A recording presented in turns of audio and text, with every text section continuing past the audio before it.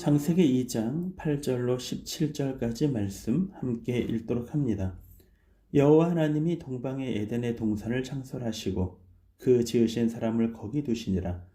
여호와 하나님이 그 땅에서 보기에 아름답고 먹기에 좋은 나무가 나게 하시니 동산 가운데는 생명나무와 선악을 알게 하는 나무도 있더라. 강이 에덴에서 흘러나와 동산을 적시고 거기서부터 갈라져 네 근원이 되었으니 첫째의 이름은 비손이라. 금이 있는 하윌라 온 땅을 둘렀으며 그 땅의 금은 순금이요 그곳에는 베델리엄과 호마노도 있으며 둘째 강의 이름은 기혼이라. 구스 온 땅을 둘렀고 셋째 강의 이름은 히데겔이라. 아스루 동쪽으로 흘렀으며 넷째 강은 유브라데더라. 여호와 하나님이 그 사람을 이끌어 에덴의 동산에 두어 그것을 경작하며 지키게 하시고 여호와 하나님이 그 사람에게 명하여 이르시되 동산 각종 나무의 열매는 내가 임의로 먹되 선악을 알게 하는 나무의 열매는 먹지 말라. 내가 먹는 날에는 반드시 죽으리라 하시니라. 아멘. 선악을 알게 하는 나무라는 제목으로 아침 묵상 함께 말씀 나누도록 하겠습니다. 우리는 창세기를 읽을 때 우리가 큰 의문점에 봉착하게 되는 문제는 바로 선악과에 대한 문제입니다. 왜 하나님은 선악과를 만드셔서 인간으로 하여금 범죄에 노출되게 그 원인을 제공해 주셨는가? 더구나 동산의 모든 나무들은 다 먹을 수 있고 실과를 먹을 수 있더라고. 모든 건 임의대로 할 수 있다라고 말씀하셔놓고는 왜 동산 중앙에 선악과는 먹지 말라, 먹으면 죽는다라고 말씀하고 있느냐? 결국 유혹거리를 제공해 주신 것이 하나님이 아닌가라는 것입니다. 마치 인간의 타락의 문제가 하나님에게 있는 것처럼 과연 그런가라는 것입니다. 하나님은 인간을 창조하실 때 하나님의 형상으로 창조하셨습니다. 이 형상은 하나님의 성품이죠. 하나님의 성품 가운데 우리에게 귀중한 것 중에 하나가 뭐냐면 자유의지입니다. 인간을 자유롭게 사고하게 하고 또 창의적으로 행동할 수 있도록 우리를 그렇게 만드신 것이죠. 우리가 하나님이 우리에게 죄의 범죄를 제공하여 주시고 그 원인이다라고 생각을 한다면 우리는 창세기를 1장부터 다시 읽으셔야 합니다. 독일의 신학자인 헐무트 틸리케는 이런 말을 했어요. 인간이 하나님의 형상을 가졌다. 그걸 하나님이 인간에게 베풀어 주신 것은 마치 이와 같다라고 얘기했습니다. Man the risk of God이라고 얘기했어요. 이 말은 인간이 하나님에게는 모험적인 존재, 모험이었다라는 것입니다. 위험이었다, 모험이었다라는 것입니다. 결국은 인간에게 자유의지를 준 것, 그것이 하나님에게는 되게 모험적인 문제였던 것입니다. 그것 때문에 우리는 창의적으로 생각하고 그리고 자유의지를 갖고 우리는 무엇인가를 결정하고 그렇게 삶을 살아가는 것입니다. 이것이 하나님이 인간을 다루시는 하나님의 방법입니다. 그래서 하나님은 이렇게 너희들에게 자유의지를 주고 너희가 판단하고 너희가 결정하도록 우리에게 그 기준점으로 알려주신 것, 그 예를 보여주신 것이 바로 선악과인 것입니다. 에덴 동산에는 모든 것들은 하지 말라가 없습니다. 모든 것이 다 허용이 되었습니다. 무엇인가 내가 자유의지를 갖고 결정하는 것에 대하여 걸림돌은 내가 자유의지를 갖고 있다는 사실을 알 수 있게 해주시는 것, 어쩌면 그것이 바로 선악과인 것입니다. 따먹어도 되느냐, 따먹지 말아야 되느냐 문제였으니까요. 인간은 로봇처럼 하나님이 창조하지 않았습니다. 인간을 무조건 절대적으로 복종하는 존재로 하나님이 그렇게 창조하지 않았다라는 것입니다. 하나님은 모든 것을 다 허용해 주셨던 이 에덴 동산, 그걸 잘 관리하는 청지기로 하나님이 인간을 창조하신 것이죠. 그러나 그 인간에게는 피조물이기 때문에 한계가 있습니다.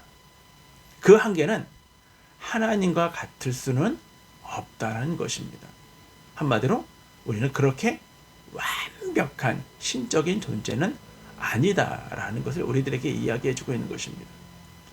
우리는 선악과를 보면서 선악과가 모양이 독특하거나 진짜 아름다웠을 것이나 신비한 능력이 있다라는 것으로 상상할 필요는 없습니다.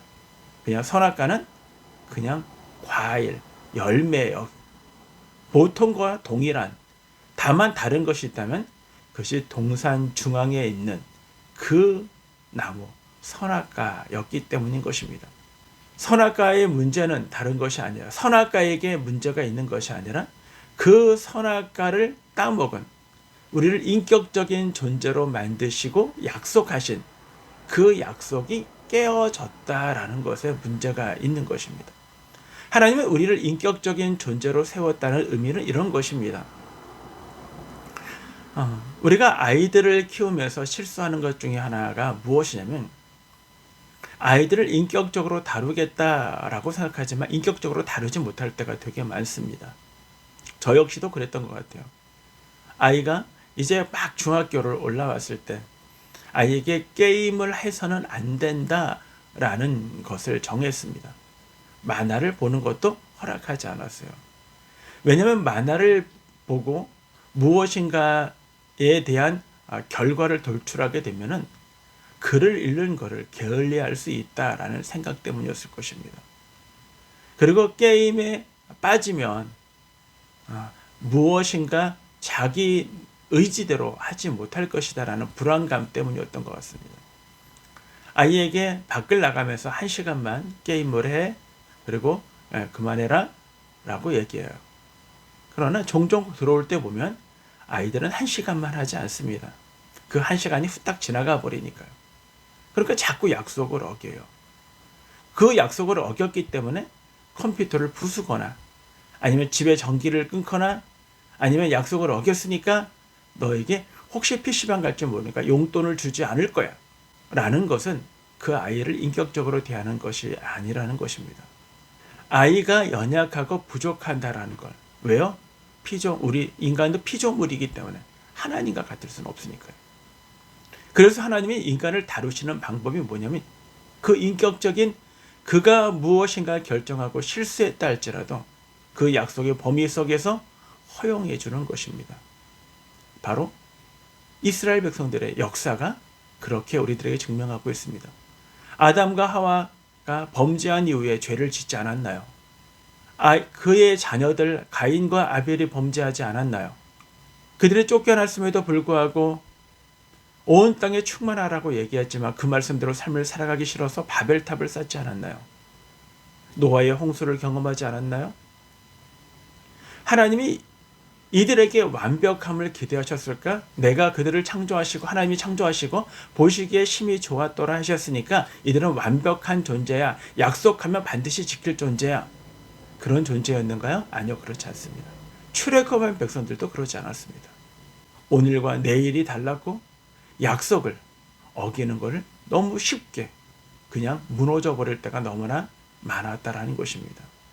그럼에도 불구하고 하나님은 인격적으로 하나님의 백성들을 다루신다라는 것입니다. 그 증거가 바로 선악과인 것입니다. 에베소서 1장에 보면은요, 이런 말씀이 기록이 되어 있습니다. 4절과 5절에 보면 곧 창세전에 그리스도 안에서 우리를 택하사 우리로 사랑 안에서 그 앞에 거룩하고 흠이 없게 하시려고 그 기쁘신 뜻대로 우리를 예정하사 예수 그리스도로 말미암아 자기의 아들들이 되게 하셨으니 라고 말씀하십니다. 예정, 창세전에 모든 걸 예정하셨다. 이 말은 다시 이야기하면요, 아담과 하와가 선악과를 따먹을 줄 하나님은 아셨다라는 것입니다. 그래서 하나님이 두루 돌아다니는 화영검을 그 앞에 두어서 선악과를 따먹지 못하게 하셨는가요? 아니면 선악과에 자물쇠를 채워서 따먹지 못하게 했는가요?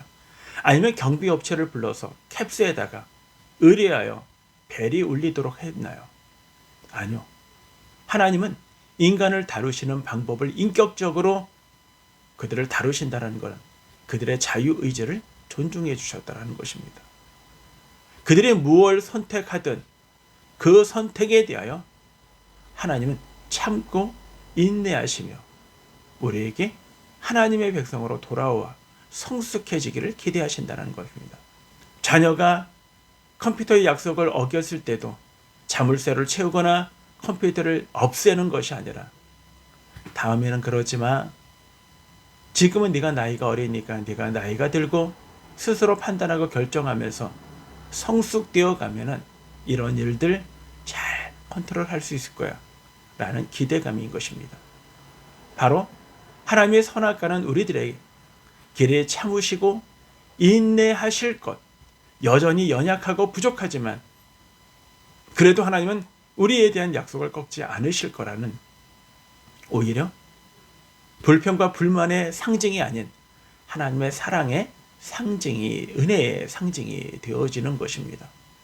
하나님은 인간을 다루시는 그분의 방법은 사랑입니다. 여전히 이스라엘의 역사 가운데 그들이 하나님을 배반하고 하나님의 약속과를 우습게 생각한다 할지라도 자신의 아들을 내어주기까지 하나님의 백성들이 하나님의 거룩한 삶으로 삶을 살아가시는, 기대하시는 하나님의 사랑의 표현인 것입니다. 오늘 우리는 무엇인가를 결정하고 판단해야 할 때가 우리에게 있을 것입니다. 우리는 옳은 것을 판단하기를 원합니다. 그러나 그렇지 못한다 할지라도 여전히 하나님의 사랑이 우리 곁에 있음은 그 영적인 선악과를 바라보시며 나는 부족하지만 나는 잘할 수 있고 나는 거룩한 백성으로 살기를 원합니다 라고 믿음으로 성숙해 가시는 저와 여러분 모두가 되기를 주님의 이름으로 축원합니다.